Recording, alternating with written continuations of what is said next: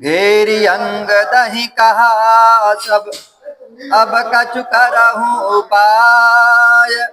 है कहूँ सुभट प्रवीण यस जलधि लागी जो जाय। अब सब सीताराम चरण रति मोरे अनुदिन बढ़ाओ अनुग्रह तोरे। तब सब किसी ने अड़ंग को घेर कर यह बात कही कि अब कुछ उपाय करो, और कहने लगे कि कोई चतुर योद्धा है जो सागर लांग जाए। बोला बिकट सुनहु युवराजु योजन तीस उलांगा हूँ आजू। नील कहा चाली समझाऊ आगे परत मोर नहीं पाऊं।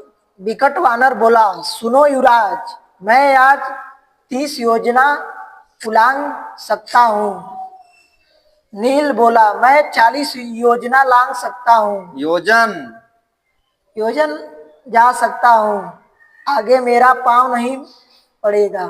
नील वचन सुनि दुरधर कहई 50 योजन बल यही।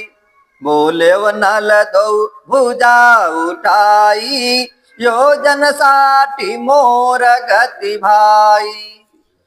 नील के वचन सुनकर दुर्धर बोला, मेरी गति 50 योजन की है। नल दोनों भुजा उठाकर बोला, भाई मेरा बल 60 योजन का है। दधि मुख कह 80 उपरंता योजन 7 जानु बलवंता। सुनहु वचन मम सुभट प्रवीणा आगे होई मोर बलहीना। बलवान दधिमुख दधिमुख बोला, मैं 87 योजन जा सकता हूँ। हे प्रवीण योद्धाओं, मेरे वचन सुनो, इससे आगे मेरा बल क्षीण हो जाएगा। सुनिया सब वचन बोली वराजो यही बलते बनी है नहीं काजू। दुख क्रुशित अंगद कांदे की जामवंत पुनि कहा विषे की। ऐसे वचन सुन के अंगद बोले, इस बल से काम नहीं चलेगा। अंगद जी को विशेष दुखों से उदास देखकर जामवंत विशेष रूप से खिल बोले। निरखि सकल मुख कहरे क्षेसा नहीं रह प्रथम बल लेशा। वृद्ध भय बल ऐसा भाई लागत पल में जल्दी जाए। सबके मुख देखकर जामवंत बोले, पहले का सा अब लेश मात्र भी बल मुझमें नहीं है। भाई इस वृद्धता में भी ऐसा बल था कि पल में सागर लांग जाता। इन कहीं बात सत्य सन मानी मानी सत्य कर्म मन बानी। एक दिन भाद्रिक आश्रम गयऊँ विपिन बिलो की महासुख भयऊँ। इस वानरों ने इनकी कही बात को कर्म मन बाड़ी से सत्य माना और सम्मान किया। जामवंत बोले, एक दिन मैं बद्रिका आश्रम को गया, उस वन को देख के मुझे बड़ा सुख हुआ। भक्षण करी फल पीनऊँ पानी बैठूँ एक शिला सुख मानी। ब्रह्म ज्ञानिक विप्र सुजाना बैठी आराधत श्री भगवाना। फल भक्षण कर पानी पिया और एक शिला पर सुख मानकर बैठ गया। एक ब्रह्मज्ञानी विद्वान ब्राह्मण बैठकर श्री भागवत की वहां आराधना कर रहा था। ताहि बधन इक दानव यावा देखत नैन क्रोध मोहि छावा। मुनि भय देखी गयऊँ तहि सामू, तहि द्रुत तर की नायस कामू। उसे मारने को एक दानव आया, तब उसे आंखों से देखकर मुझे बड़ा क्रोध हुआ। मैं मुनि को भयभीत देखकर उसके सामने गया, परंतु उस राक्षस ने बड़ी शीघ्रता से यह काम किया कि त्रिंसत योजन शैल उठाई, मारे सिमोर गोड़ में आई। लागत गिरी तनु सहा प्रहारा, भयो क्रोध तहि अवनि पछारा। जामवंत कहते हैं कि 30 योजन का पर्वत उठा कर और आकर मेरे घुटने में मारा। शरीर में यह प्रहार लगते ही मैंने सहन कर क्रोध करके उसे पृथ्वी में पछाड़ दिया। चीर दो चरण करीसा, सुख पायो दिज दीन यसीसा। सो बल नहीं तुम, सो बल नहीं तब तुम ही बखानू, सुनत बात सब अचरज मानू। क्रोध कर उसके दोनों चरण पकड़ कर चीर डाले। तब ब्राह्मण ने सुख पाया और आशीर्वाद दी, और वह बल मैं तुमसे नहीं कहता। सब बातें सुनकर तुम आश्चर्य मानोगे, परंतु शैल प्रहार लगे मम पाऊं, योजन 90 पाँचम जाऊं। मेरे पांव में पहाड़ की चोट लग गई है, परंतु तो भी मैं 95 योजन जा सकता हूँ।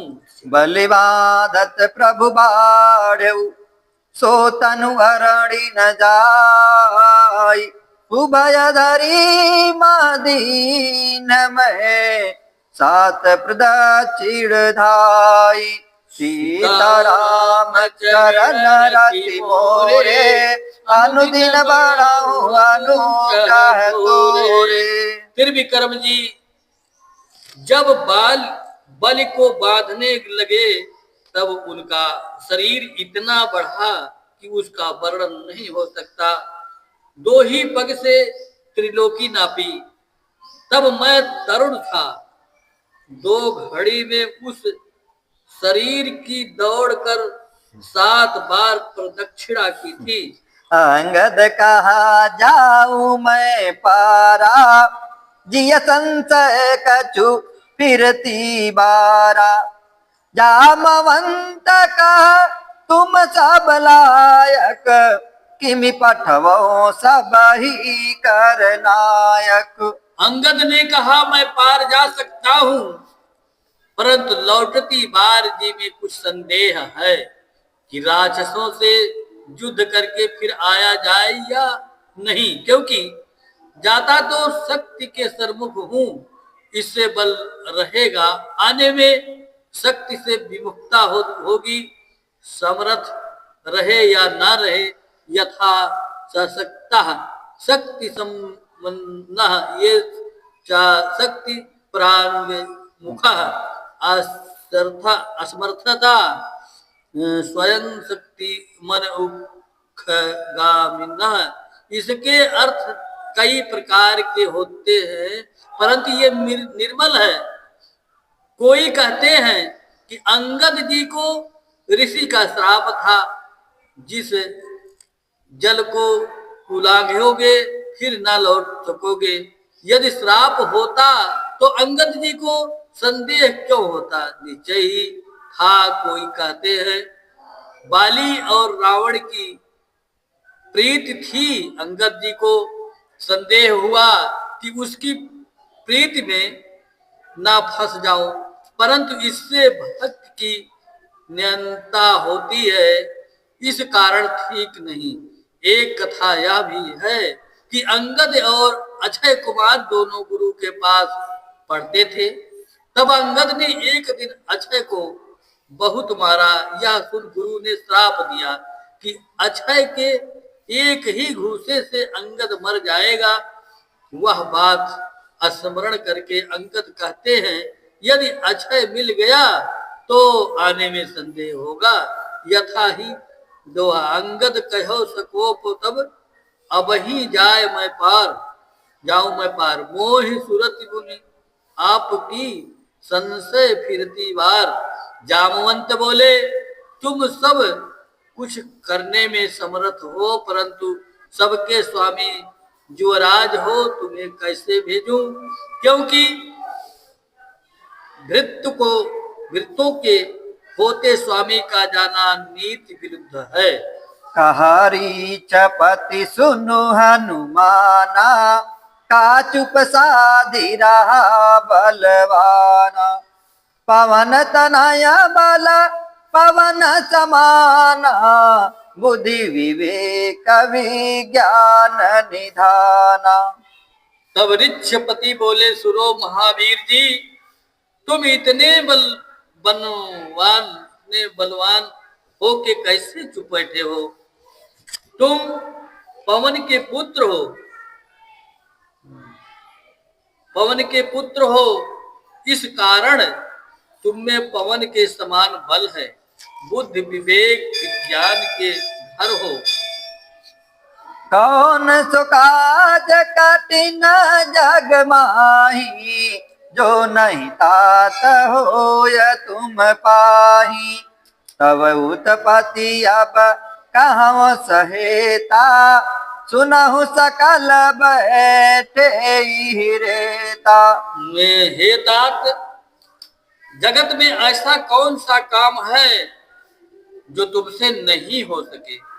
आगे क्षेपक है, हे महावीर, अब मैं कारण सहित तुम्हारी उत्पत्ति कहता हूँ।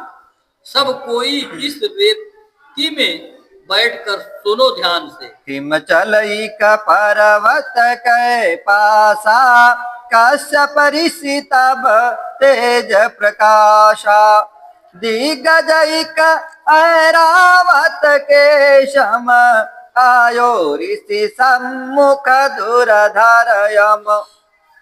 हिमालय पर्वत के पास एक तप तेज से प्रकाशमान कश्यप ऋषि थे।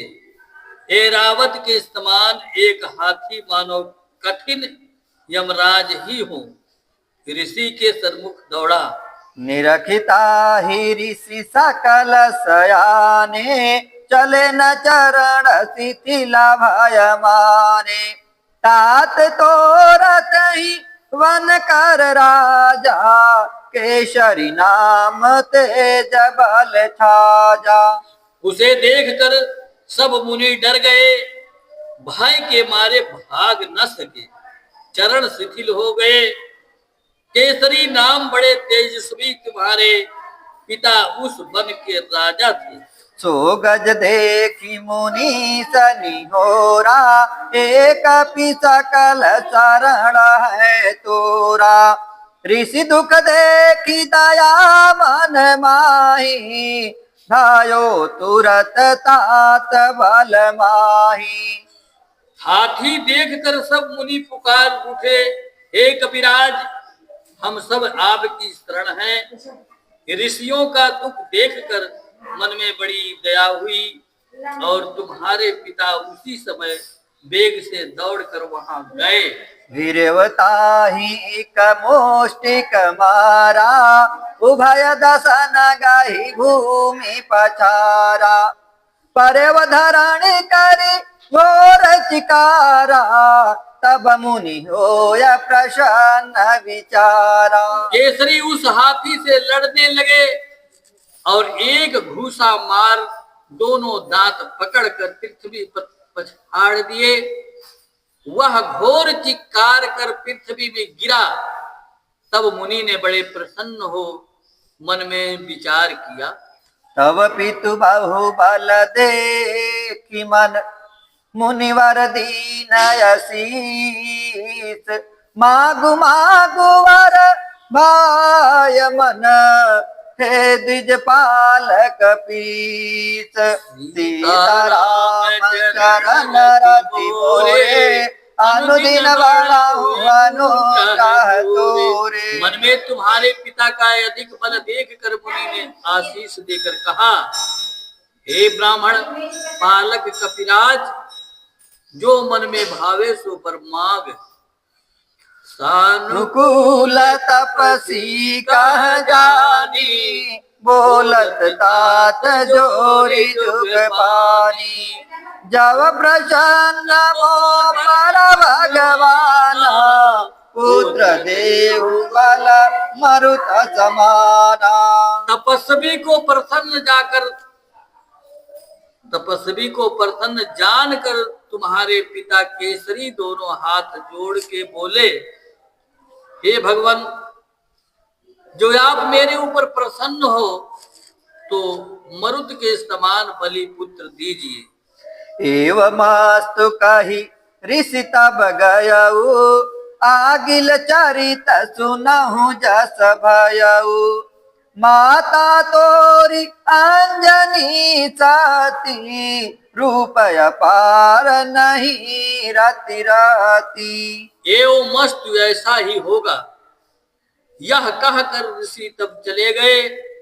अब अगला चरित्र जैसा हुआ सो सुनो। माता तुम्हारी सती अंजनी थी, जिसका अपार रूप रति से उत्तम था। नवसत साजी श्रृंगार बनाई, बैठी शिखर शैल पर आई। त्रिविध समीर बह सुखदाई, निरखत वन शोभाया दिखाई। 16 श्रृंगार बनाए और सजकर पर्वत के शिखर पर आ बैठी। सुख देने वाला शीतल मंद सुगंध त्रिविध पवन चल रहा था।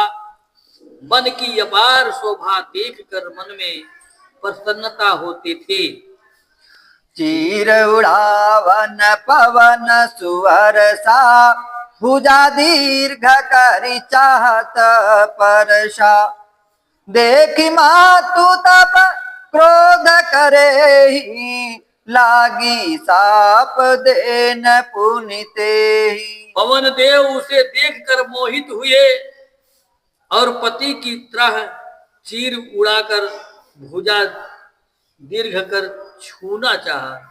देखकर तेरी माता को क्रोध बढ़ा, फिर उसे श्राप देने लगी। मारुत मधुरे वचन कहेऊ, सापन देऊ बचन सुन लेऊ। तब पति ऋषि शन सुतवर मांगा, ताते परसी अंग तव लागा। पवन ने मीठे स्वर से कहा, श्राप मत दो, पहले बात सुन लो। तुम्हारे पति ने ऋषि से पुत्र का वर मांगा, इस कारण तुम्हारा शरीर छूने लगा। निज काया धरि मिलऊं न तो ही, काहे साप देती है मोही। अस कही पवन गुप्त भय रहेऊ, सो तब माता पति सन कहेऊ। मैं अपनी काया धर के तुमसे नहीं मिला हूँ, मुझे क्यों श्राप देती हो? ऐसा कहकर पवन देव गुप्त हो रहे। तुम्हारी माता ने वे सब बातें पति से कही। अब तब जन्म कहा सुख मानी, सुनहु सकल कुल दीपक जानी। शुभ नक्षत्र शुभ धरिय सुहाई, जनमत भयउ दैव बल पाई। अब तुम्हारा सुखदायक जन्म कहता हूँ। कुल का प्रकाश रूप जान के सब सुनो। अच्छे नक्षत्र और अच्छी घड़ी में दैव बल पाकर तुमने जन्म लिया। कार्तिक वदी 14 भौम के दिन तुम्हारा जन्म हुआ। महावीर जी की जन्म तिथि में मतभेद है। उत्सव सिंधु में लिखा है कि महावीर जी का जन्म कार्तिक कृष्ण चतुर्दशी स्वाति नक्षत्र भौमवार मेष लग्न में हुआ था, जैसा कि श्लोक से पाया जाता है। ऊर्जस्य चासिते पक्षे स्वात्याम भौमे कपीश्वरः मेष लग्ने अंजनी गर्भात् शिवः प्रादुर्भूत स्वयं, और वह सत्य भी विदित होता है। कारण यस्मिन् नेवदिने ह्यसग्र हेतुम भास्करम प्लुतः तस्मिन्नेव दिने राहुर जिगृच्छति दिवाकरम। वाल्मीकि रामायण में उत्तरकांड में ऐसा लिखा है, श्लोक नंबर 31। अर्थात कि जब महावीर जी का जन्म हुआ तब माता इनके निमित्त फल लेने को गई। उस समय यह भूखे हो सूर्य को उदय होता देखकर उसे कोई फल समझकर खाने को उछले। जिस दिन सूर्य के निकट पूजे थे उसी समय राहु काल को कृष्ण ने आया था। इससे विदित होता है कि स्वाति नक्षत्र मंगलवार कार्तिक कृष्ण चतुर्दशी में महावीर जी का जन्म हुआ होगा, क्योंकि कार्तिक में मेष लग्न रात्रि में आता है। प्रातः काल सूर्य को देखकर कूदे, क्योंकि सूर्य ग्रहण अमावस्या में ही होता है। इस ग्रंथ से तो कार्तिक आता है। राहु ने महावीर को आता देख दूसरा राहु समझकर इंद्र से सब वृतांत कहा था। यह सुनकर इंद्र वज्र लेकर आए। वहां भी पर्व शब्द पड़ा है। आद्याहम वर्ष काले तु। महावीर इंद्र को राहु के निकट देखकर उन पर धावमान हुए। तब इंद्र ने वज्र मारा, जिससे किंचित हनु अर्थात ठोड़ी टेढ़ी हो गई। उसी समय पवन देव ने पवन बंद कर दिया और देवताओं के वरदान से फिर पवन छोड़ा। और दूसरे किसी ग्रंथ में चैत्र शुक्ल पूर्णिमा का जन्म लिखा है हनुमान जी का। सो वह भी प्रमाण ही है, क्योंकि कल्प भेद हरिचरित सुहाए भांति अनेक मुनीषण गाए। इनमें कोई संदेह नहीं। अनेक कल्प बीत गए, किसी कल्प में कोई विधि है, उसी के अनुसार महात्मा ऋषि मुनियों ने ग्रंथ रचे हैं। करिय न संशय अस जी जानी, सुनिय कथा सादर रतिमानी। पुण्य वरदान पवन कर दर्शा, वीरज तो ही पिता कर परशा। उदित भय पति सुख माने, करहि के लीवन में मन माने। फिर पवन के वरदान से पिता के वैर से तुम उत्पन्न हुए, अथवा पवन ने वरदान दिया, हाथ से स्पर्श किया और कहा मेरे समान बलि होगे। तुम्हारे उत्पन्न होने से दोनों स्त्री पुरुष सुख मानकर वन में मन माना विहार करते थे। एक दिवस माता की गोदा, करत रहू पय पान विनोदा। देखूं अरुण बांधु जमिलाला, तरकी आकाश गयो तत्काला। एक समय माता की गोद में तुम दूध पीते थे और खेलते थे। प्रातः काल के रक्त वर्ण सूर्य की छवि देख पक्का फल समझ पकड़ने को तड़क कर किल कार्य मार कर शीघ्र आकाश में उछल गए। सूर्य गहन कहाँ भुजा पसारा, क्रोधित इंद्र वज्र तब मारा। सूर्य पकड़ने को हाथ फैलाकर दौड़े, तब इंद्र ने क्रोध कर वज्र मारा। लागत वज्र महा कठिन, मूर्छित भे तुम तात। पवन देव तब क्रोध करी, रोकी सिगरी बात। सीताराम चरण रति मोरे, अनुदिन बढ़ाऊं अनुग्रह तोरे। जामवंत जी कहते हैं कि हे तात, महावीर जी महाकठिन वज्र लगते ही तुम मोहित हो मूर्छित हुए। तब पवन देव ने क्रोध करके सब वायु की गति बंद कर दी। क्रोधित पवन वायु गति रोकी, व्याकुल तुरत भई त्रिवलोकी। अस्तुति सुरन की निज हेता, बोले शिव गुण ज्ञान निकेता।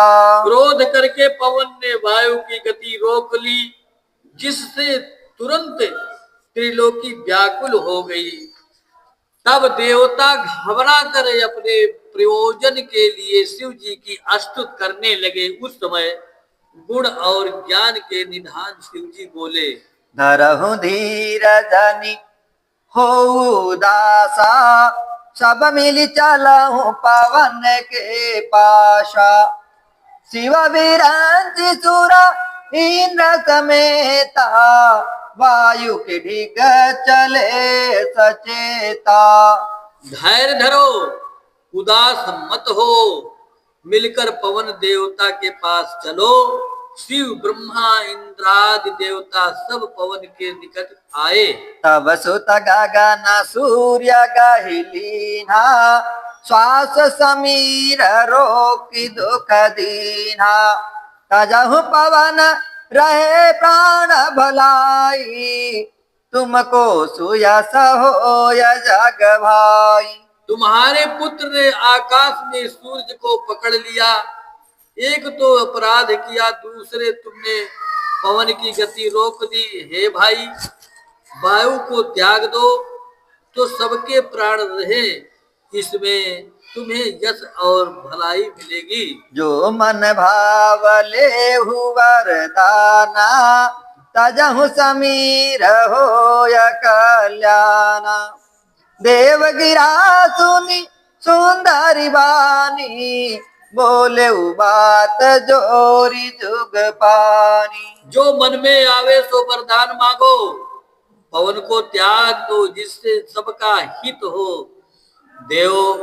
देवताओं की सुंदर वाणी सुनकर पवन देव दोनों हाथ जोड़कर बोले, अमर अजीत सकल बल सागर, सुतहि देहु वर देव सुनागर। राम भगत अरु निकट निवासी, यह वरदान देव बल राशि। हे देवताओं, मेरा पुत्र अमर अजित बल बल का समुद्र और चतुर हो, यह वर दो।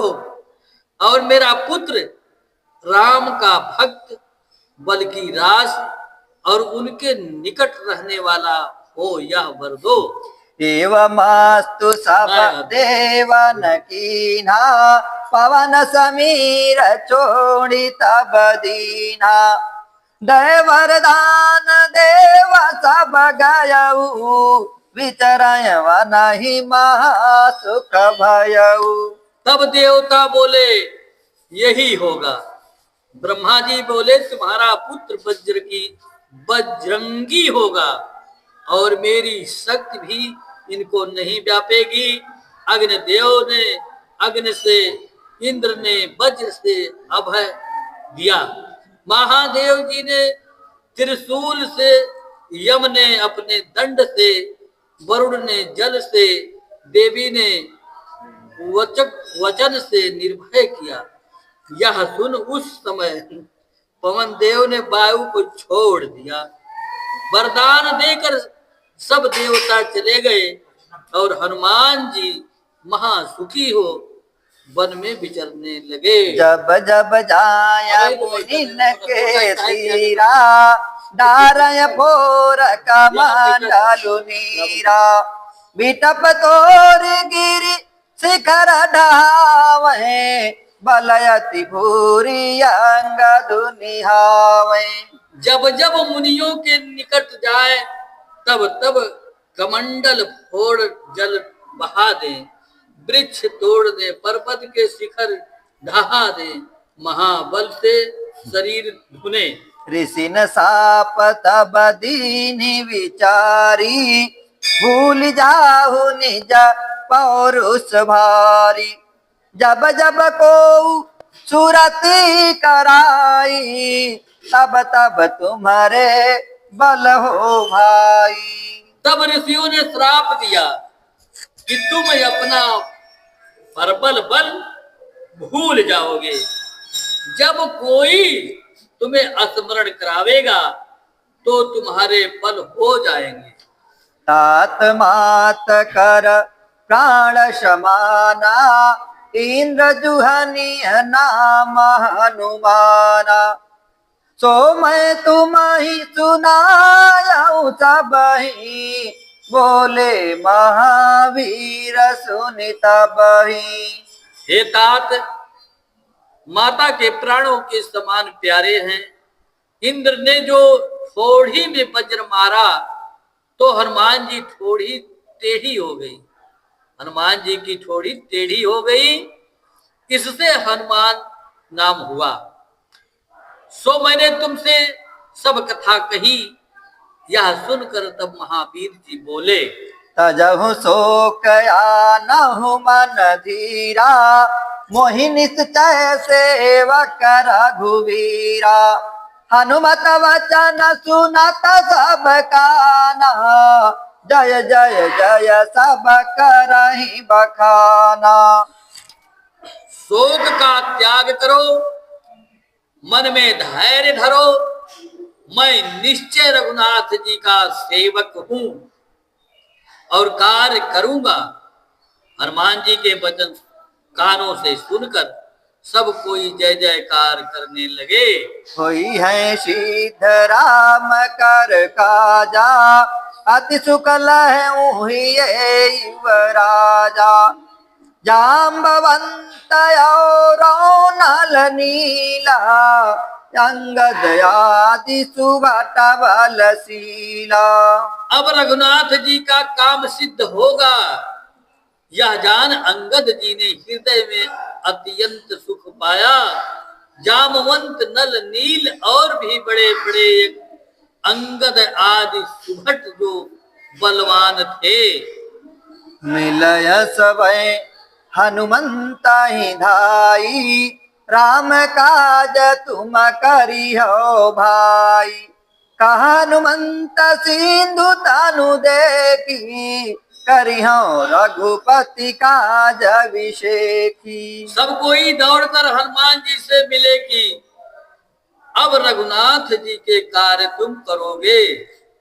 तब महावीर जी सागर की ओर देखकर बोले, मैं निश्चय रघुनाथ जी का विशेष रूप से कार्य करूंगा। तब रीक्षेश यस वचन उचारा सादर सुनाहु समीर कुमारा। राम काज लगी तव अवतारा सुनत ही भयउ पर्वताकारा। जब जामवंत ऐसे वचन बोले महावीर जी, मन लगाकर सुनो ध्यान से। यहाँ तक पूरा महावीर जी को अपना बल स्मरण नहीं करता था, कराने से स्मरण होता था। तब जामवंत की यह वार्ता सुनकर कि तुम्हारा जन्म रघुनाथ जी के कार्य निमित्त ही है, सुनते ही महावीर जी पर्वताकार हो गए। कनक वर्ण तनु तेज विराजा मनहु मानहु अपर गिरि न कर राजा। सिंहनाद करि बारहि बारा लीलहि लाघव जल निधि खारा। सोने का वर्ण शरीर ऐसा तेज हो गया मानो दूसरे पर्वतों के राजा हैं। बारंबार सिंहनाद करके कहने लगे, मैं क्षीर समुद्र को लीला से ही लाग जाऊंगा। सहित सहाय रावण ही मारी आनव यहाँ त्रिकूट उपारी। जामवंत मैं पूछव तो ही उचित सिखावन दीजय मोही। कहो तो सेना सहित रावण को मार कर यहाँ त्रिकूट पर्वत उखाड़ लाऊं। हे जामवंत, मैं तुमसे पूछता हूँ क्या करूं, मुझे योग की शिक्षा दो। तब जामवंत जी बोले, इतना करहु तात तुम जाई सीत ही देखी कहाँ सुधी आई। तब निज भुज बल राजीव नैना, कौतुक लागी संग कपि सैना। हे तात, तुम जाकर केवल इतना ही करो कि जानकी जी को देखकर उनकी सुध आकर सुनाओ। तब रघुनाथ जी अपने भुजबल से कौतुक के निमित्त अर्थात युद्ध की शोभा बढ़ाने के लिए कपियों की सेना लेकर चढ़ेंगे। कपि सेन संग संहारि निश्चर, राम सीता ही आनी है। त्रैलोक पावन सुयस सुर मुनि, नारदादि बखानी है। जो सुनत गावत गात समुझत, परम पद नर पावहि। रघुवीर पद पातोज मधुकर, दास तुलसी गावहि। तब बानरों की सेना संग में लेकर रघुनाथ जी रावण को मार जानकी को लावेंगे। उनका पवित्र चरित्र देवता नारदादि मुनि त्रिलोक में बखान करेंगे। जो इस कथा को सुनते गाते कहते समझते अर्थात मनन करते हैं, वे नर परम पद को प्राप्त होते हैं। रघुनाथ जी के चरण कमल के मधुर भौरे तुलसीदास जी इस चरित्र को गाते हैं। कैसे गाते हैं? भवभेषज रघुनाथ यस, सुनहि नर अरु नारी। तिनकर सकल मनोरथ, सिद्ध करे त्रिपुरारी। सीताराम चरण रति मोरे, अनुदिन बरहु अनुग्रह तोरे। दीन दयाल विरुद्ध संभारी, हरहु नाथ मम संकट भारी। संसार रोग को औषध रूप रघुनाथ जी का यह जो नर नारी कहेंगे सुनेंगे, शिव जी उनके सब मनोरथ पूर्ण करेंगे। नीलोत्पल तनु श्याम, काम कोटि शोभा अधिक। सुनियता सुगुण ग्राम, जासु नाम यग खगवधिक। नील कमल के समान श्याम शरीर, करोड़ों कामदेव से भी अधिक शोभायमान रघुनाथ जी के ही गुणानुवाद सुनिए, जिनका नाम पाप रूपी पक्षी को मारने के लिए अधिक व्याध है। इत श्री रामचरितमानस सकल कल कलुष विनंतने, विमल वैराग्य संपादनो नाम चतुर्थ सोपान। यथामति से तिलक सुमिरि राम,